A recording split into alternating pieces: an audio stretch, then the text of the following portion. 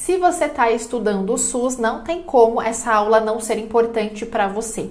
O contexto anterior a esse marco jurídico também importa bastante, a história das políticas públicas, às vezes aparece só o termo reforma sanitária, mas eu estudaria desde lá de trás, bem antes do SUS, para você entender melhor e não cair em nenhum tipo de pegadinha na tua prova, tá? Fato é que aqui nós temos o marco constitucional e eu recomendo que você estude com muito carinho entre os artigos 196 a 200, sempre com aquele olhar de que você vai fazer uma prova. Então aqui você não vai se tornar especialista em saúde pública, não vai mesmo, tá? A ideia é que você entenda a malícia do organizador da tua prova em fazer trocas aqui, tirar uma palavra, acrescentar uma outra coisa qualquer e fazer você escorregar ali nas alternativas. Então a ideia dessa aula aqui é te ajudar a meter o xizão no lugar certo. Então vamos começar olhando artigo por artigo. Detalhe, eu estou no site do Planalto, original, sem nenhum tipo de desatualização possível, tá? Começando pelo artigo 196, a gente tem aqui a ideia mais importante de todas. Em nenhum lugar está escrito dessa prioridade, mas até já caiu em prova porque pensa que todos os princípios e diretrizes do SUS, antes de ser aberto a todos, não faz tanto sentido assim. Eu continuo tendo uma segregação na população, portanto, é nesse artigo 196 que a gente ganha o direito à saúde. E começa exatamente assim. A saúde é um direito de todos e se é direito de todos, alguém vai ter que fornecer as condições para esse direito, no caso, é o Estado. E observou que é direito de todos? Então não é só de quem contribui, não é do adulto e aí a criança fica de fora, não é do trabalhador urbano e aí o rural fica de fora, não é nenhuma condição que exclua, não existe. E o estrangeiro está aqui, passeando aqui, vai ser atendido no Sistema Único de Saúde? Vai, tá? Não, mas aquela pessoa não tem condição, ela está ali criminalmente comprometida, a condição, não interessa, não tem nenhum tipo de discriminação, tá? Descrita aqui. Bom, então começa assim, a saúde passa a ser um direito e não mais um privilégio, uma condição especial, e o Estado assume essa condição, tá? Como é que o Estado vai fazer? Vai fazer políticas de saúde? Ponto final? Não.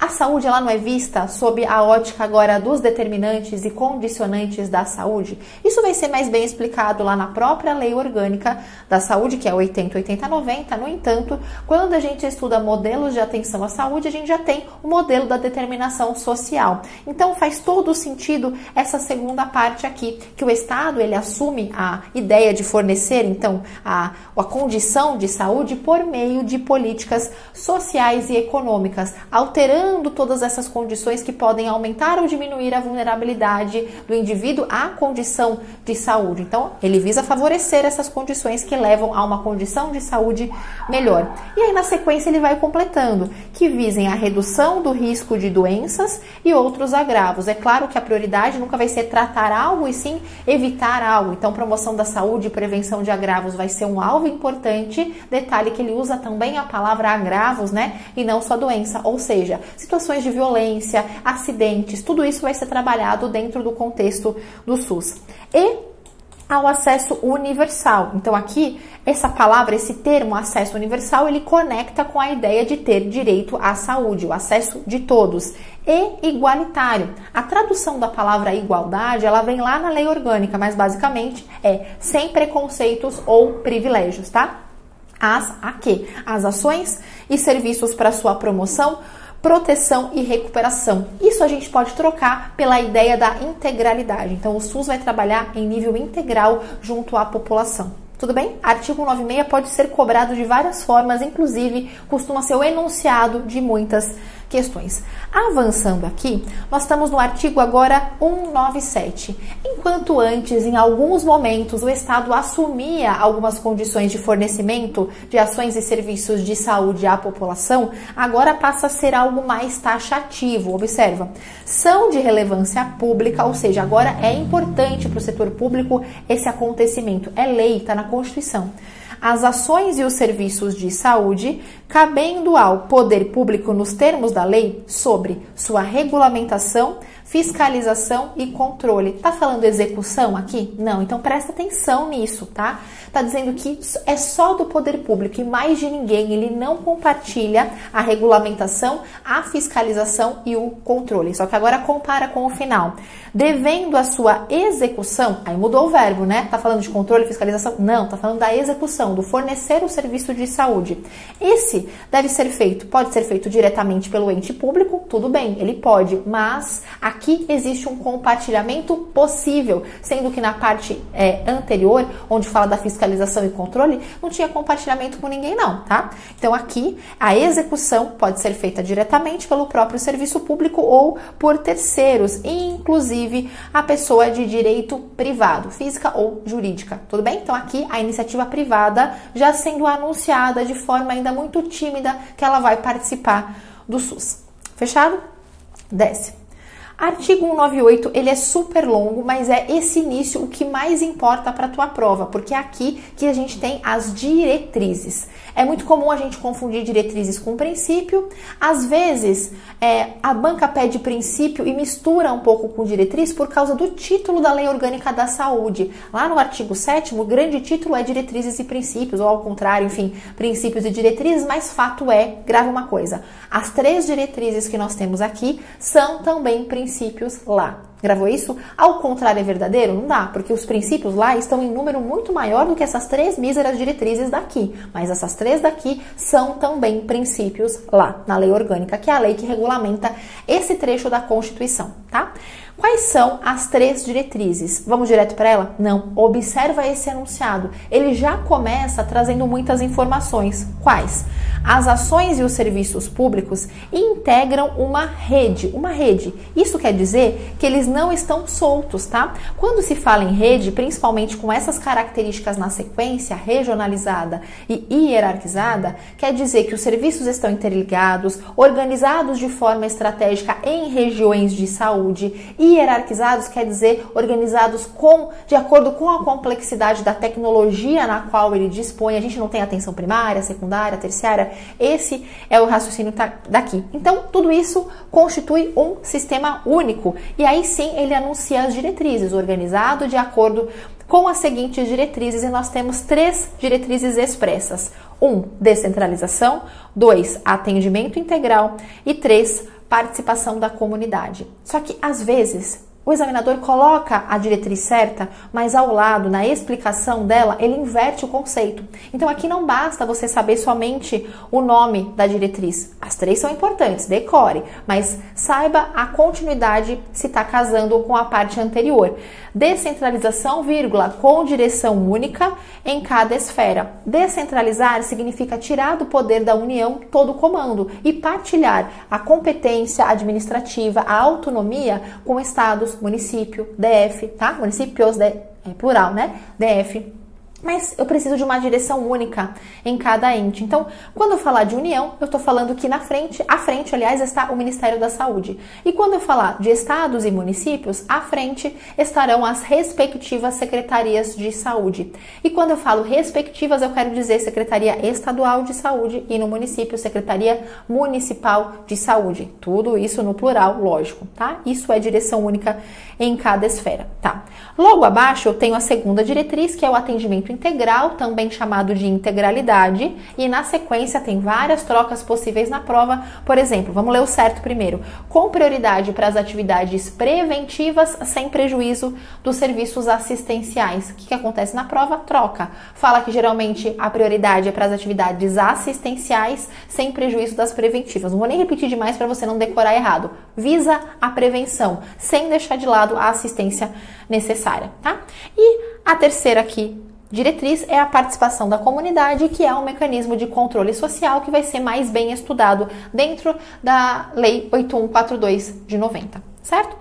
Bom, aqui na sequência, ele só começa nos parágrafos, agora vem um monte de explicação, que a gente vai passar por cima de alguns pontos. Falar sobre financiamento do SUS significa estudar muito mais do que está aqui. Por exemplo, além do financiamento da atenção básica, que teve aí alterações recentemente e tal, você também deve estudar a Lei 141. E mesmo dentro das leis orgânicas, eu tenho trechos importantes acerca do financiamento. Essa Lei 141 é uma lei complementar, tá? Aqui ele só anuncia que o Sistema Único de Saúde ele vai ser financiado com informações que a gente tem lá nos artigos anteriores, que é o artigo 195, que trata do do financiamento da Seguridade Social. Seguridade Social é um componente que dentro tem saúde, assistência social e previdência social. Então o orçamento desse todão, desse tudo, está também incluindo o orçamento da saúde. Detalhe, e é tripartite, tá? Então participa, ó, verba da União, verba do Estado, DF, município, além de outras fontes. Esse além de outras fontes é tratado com mais clareza nas leis orgânicas, tá? Aqui começa a introduzir e não finaliza, a Lei Complementar 141 traz mais informações sobre tal, acerca do percentual da contribuição de alguns desses entes. Por exemplo, a União tem o valor mágico aqui que você deve memorizar, que é o de 15%. 15% do que? Da receita corrente líquida do respectivo orçamento. Então, a União vai colaborar com esse tanto. Na sequência, nessa parte da Constituição, a gente não tem os percentuais de Estado e município. Isso vai ser estudado posteriormente. A única coisa que tem aqui é a referência a artigos anteriores, no caso, Estados e DF, falando dos artigos 155, 156A e 157 e 159, e aqui do município também DF, depende da função na qual o DF está exercendo, fala do artigo 156, 156A, 158 e 159 enquanto contribuição. Eu preciso memorizar esses artigos? Eu vi cair uma vez, só, de vários anos que eu trabalho com isso, uma vez, tá? Lembra que esses artigos falam de impostos diversos, então significa que fruto de vários impostos dos municípios e dos estados irão contribuir com o financiamento da saúde, certo? Tá. Depois, anuncia-se que lei complementar vai trazer esses percentuais na qual os estados e municípios não ficaram expressos aqui, que foi o que eu acabei de te falar. A lei complementar em questão aqui é a Lei 141, tá? Depois fala que os critérios de rateio da União, vinculados aos demais entes, vai sempre objetivar a redução das disparidades regionais, vai olhar para esse contexto, ou seja, vai aplicar a ideia da equidade, que na verdade é princípio do SUS, tá? Haverá normas de fiscalização, avaliação e controle dessas despesas dos entes, então seguindo com explicações que nem caem tanto, ora aparece outra, uma alternativa ou outra, algo mais pontual ali. Depois, esse parágrafo 4º, ele fala de outro assunto, ele fala dos agentes, às vezes cai na prova geral, às vezes cai mais na prova de agente comunitário e dá a autonomia aos gestores na contratação de tais profissionais. Olha como é que está escrito. Os gestores locais do SUS, quando fala locais, a gente já pensa ali diretamente no município, tá? Poderão admitir agentes comunitários de saúde, os tais ACS, e os agentes de combate à endemia, os ACE, lembra disso? Por meio de processo seletivo público de acordo com a natureza e complexidade da sua atuação, da sua atribuição. Então, entenda que esses dois cargos, eles só existem no SUS e aqui na Constituição já existe a abertura para sua contratação, tá? Depois, ainda sobre a contratação de profissionais. O parágrafo 5º vem explicando que haverá uma lei falando sobre o piso salarial desses profissionais, sobre plano de carreira, sobre regulamentação, então dizendo, anunciando, né, simplesmente, aqui não explica muita coisa, mas anunciando que haverá uma regulamentação especial para tal. Depois ele segue que, olha só, o servidor que exerça funções equivalentes, parecidas, semelhantes com agente comunitário de saúde ou agente de combate à endemia, poderá perder o cargo em descumprimento de alguns requisitos fixados em lei. Ou seja, quem no território já exerceu uma função semelhante, mas não tiver a formação do ACS e do ACE e não tiver incluída nessa contratação descrita aqui, que é um processo seletivo público, poderá perder o cargo. No artigo 7º fala até do vencimento de tais profissionais, no parágrafo 7º, aliás, né, fala que o vencimento desses profissionais fica sob responsabilidade da União, majoritariamente da União. Só que depois entra os demais entes da seguinte forma, e cabe aos demais entes, além de outros consectários e vantagens, incentivos, auxílios, gratificações e indenizações. Então é como se fosse assim, o salário base, digamos assim, é responsabilidade da União e cabe aos demais entes o complemento desse salário base com todas essas possibilidades descritas aqui, tá? os recursos destinados a esse tipo de pagamento será ali consignado no valor respectivo da União, em coerência com o que está escrito logo acima. E tem aqui um piso, né? Ele não deve ser inferior a 2 salários mínimos. O que mais? Os agentes comunitários, os agentes de combate, também por causa dos riscos das funções desempenhadas, eles vão receber a condição de aposentadoria especial e ainda o adicional de insalubridade. Isso daqui não é tão novo assim, né? Já está desde 2002 em vigor, mas ainda não foi muito explorado em prova. Então, cargos específicos, né? A prova, se volta a esses 2 cargos, tem grande chance de cobrar esse trecho constitucional. O que mais? Os recursos financeiros repassados para o pagamento de qualquer outra vantagem desses 2 cargos não serão objeto de cálculo para fins de despesa com o pessoal, então é uma colaboração ao salário base. E a lei federal começa a falar aqui também da enfermagem nesse parágrafo 12. Dá uma olhada. Lei federal instituirá pisos salariais profissionais nacionais para o enfermeiro, técnico, auxiliar e parteiro. Então, um assunto extremamente discutido no meio da enfermagem. Já tem aqui o prenúncio, já tinha, né, desde 2022, o prenúncio aqui dentro da Constituição. Aqui, eu acredito que não compensa a gente extrapolar o 14, o 15, praticamente não cai absolutamente nada. Eu quero te passar o que é alvo de questões e a gente pula aqui para o 199. Esse chove na prova, até porque ele começa a introduzir a questão da iniciativa privada, tá? A iniciativa privada que foi só citada lá em cima, dizendo que na execução, lá no artigo 97, poderia entrar a iniciativa privada aqui no SUS de forma meio tímida, estava escrita ali. Aqui no 99 ela brota, ela aparece de forma muito explícita numa frase que tu deveria gravar igual um mantra, tá? A assistência à saúde, ela é livre à iniciativa privada. Esse ser livre não quer dizer que é uma anarquia, que é uma zona, que é de qualquer jeito, não quer dizer isso, tá? Vai ter uma regulamentação em cima disso, mas essa frase chove em prova, tá? Observa no parágrafo 1º que ele coloca uma cobrança muito essencial, que é como a participação da iniciativa privada ocorre no SUS. Grava, ela acontece de forma complementar. Eu disse suplementar? Eu não disse. Porque a assistência suplementar é o teu convênio privado de saúde. É a Unimed, a Notre Dame, a Amil, a Sul América, sei lá mais o que, cada um com o seu local de moradia. Essa que é submetida à ANS, essa é assistência suplementar. Aqui a gente está falando de outra coisa. A gente está falando da iniciativa privada que vai se associar ao SUS na forma complementar. Grava essa informação, tá? E nessa forma complementar, ou até grifar para você olhar junto comigo aqui, vai obedecer por causa disso às diretrizes deste quem? O SUS, tá? Mediante que forma? Como que formaliza ali essa parceria? A formalização se dá por contrato de direito público ou convênio. Outro trecho que chove em prova. Como que formaliza? Contrato de direito público ou convênio. E esse final também, ó, nem sei te falar qual que é o mais importante. Tendo preferência às entidades filantrópicas e às sem fins lucrativos. Preferência, o que aparece em prova? Exclusivamente podem participar as filantrópicas e as sem fins lucrativos. Não está dizendo exclusivamente, está escrito preferência, tá? Aqui na sequência eu tenho 2 proibições, veja, aqui e aqui, 2 proibições. Primeira, e aí não tem exceção, tá?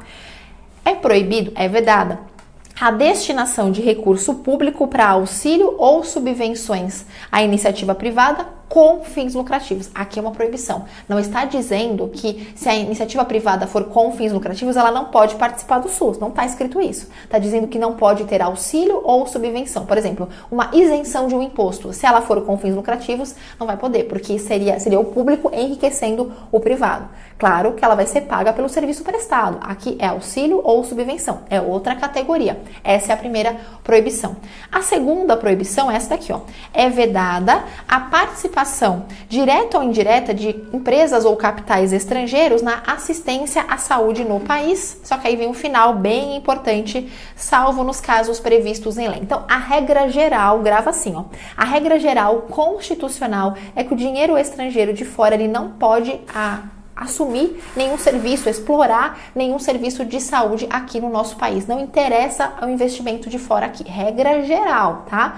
E aí no final, salvo casos previstos em lei, ou seja, salvo exceções essa, que a gente já tem uma lista de exceções na própria lei orgânica, que é a lei 80/80/90. Então, dependendo do enunciado, tu vai responder uma coisa, tá dizendo o quê? O capital estrangeiro pode ou não pode atuar aqui na saúde no nosso país? Depende, tá pedindo regra geral, tá pedindo normal, conforme Constituição? Ou está falando de uma particularidade, porque veja que essa possibilidade que tem uma lista descrita lá na lei 80/80/90, ela é uma exceção, ela se encaixa nesse finalzinho, salvo os casos previstos em lei.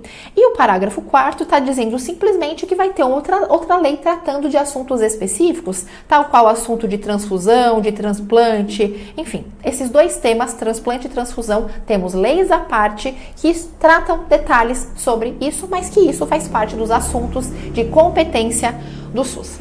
E agora a gente está no artigo 200, que é o nosso último artigo constitucional da seção saúde. Grava que esse artigo 200 ele conversa inteiramente com o artigo 6º da Lei Orgânica da Saúde. Da mesma forma que o artigo 196 que a gente viu aqui também conversa com o artigo 2º lá da Lei Orgânica, tá? Então 200 aqui, 6º ali, você vai ver a grande coincidência quando estudar aquela, tá? Ao SUS compete, além de outras atribuições. Então, quais são as competências do SUS? Artigo 200. Quais são as atribuições do SUS? Artigo 200. São formas de perguntar isso na prova, tá? Primeira competência, sobre o assunto de medicamentos, equipamentos, insumos, hemoderivados, etc. O SUS tem competência para, aí a gente vê o comecinho, controlar, fiscalizar, tudo isso que é de interesse à saúde, tá? Depois, executar ações de vigilância sanitária, vigilância epidemiológica e saúde do trabalhador. Fazendo paralelo com o artigo 6º lá da Lei Orgânica, a gente vai ver que vai acrescentar aqui a assistência terapêutica integral, incluindo a farmacêutica, e também inclui a assistência dentro do contexto da saúde bucal, tá? Então, essa parte de executar ações de, lá na Lei Orgânica, a lista é um pouquinho maior, lá tem 5 itens, tá? Depois, sobre recursos humanos, aqui no SUS, é competência do SUS ordenar a formação deles, portanto, então aqui ó, ordenar a formação de recursos humanos. Item 4, participar da formulação da política e execução das ações de saneamento. Participar, porque saneamento, ainda que seja assunto de competência do SUS, não é só do SUS. E não sendo só do SUS, ele não executa sozinho, por isso o termo participar. Item 5 é incrementar o desenvolvimento científico, tecnológico e inovação. Veja que antes o artigo 5º que está taxado não tinha a palavra inovação e agora tem. 6. Sobre bebidas e água para o consumo humano e ainda alimento, a função do SUS é fiscalizar, inspecionar, olhar o teor nutricional, tudo bem? E depois, sobre o assunto, esses aqui são mais recentes, tá? Sobre o assunto, substâncias e produtos psicoativos, tóxicos e radioativos, a função do SUS seria participar do controle e fiscalização junto ao transporte, junto à guarda desses itens. E, por fim, colaborar na proteção do meio ambiente e está incluído nesse tema do meio ambiente o ambiente de trabalho.